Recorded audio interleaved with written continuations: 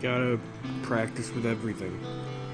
I practice with pencils, I practice with staplers, anything I can get my hands on that I think will make me better at flipping.